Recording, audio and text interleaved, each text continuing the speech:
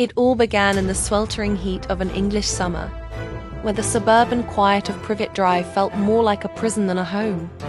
On a deserted playground, Harry Potter sits alone on a swing, the weight of the wizarding world's disbelief pressing down on him. He is isolated, a pariah in a world he saved.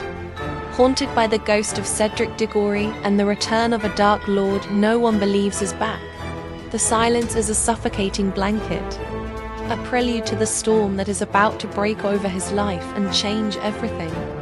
He thought he knew about his place in it. The oppressive quiet is shattered by an unnatural, soul-sucking cold that descends upon a dimly lit underpass. Dementors, creatures of despair, have come to Little Winging, launching a vicious attack on Harry and his cousin Dudley. This desperate act of self-defense sets off a chain reaction, and just as Harry's world seems to be closing in, it bursts wide open with the chaotic arrival of the Order of the Phoenix.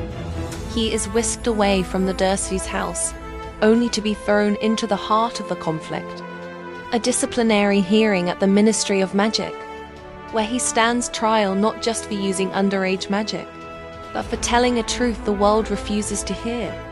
Back within the hallowed walls of Hogwarts, a new and more insidious evil takes hold, one draped in sickly pink and a deceptively sweet smile.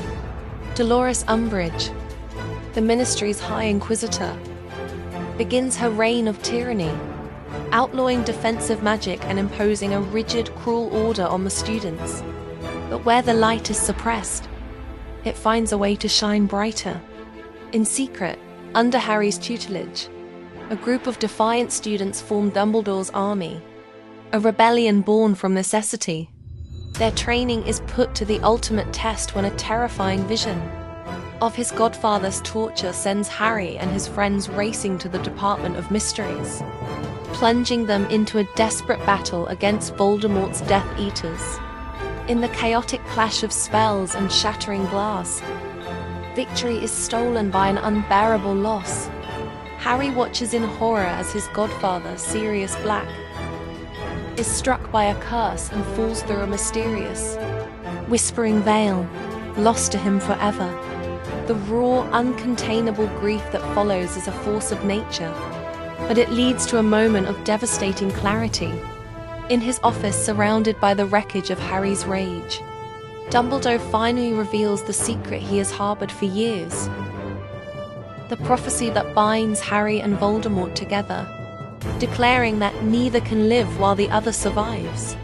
In the end, it's not the prophecy that defines the path forward, but the choice to face it.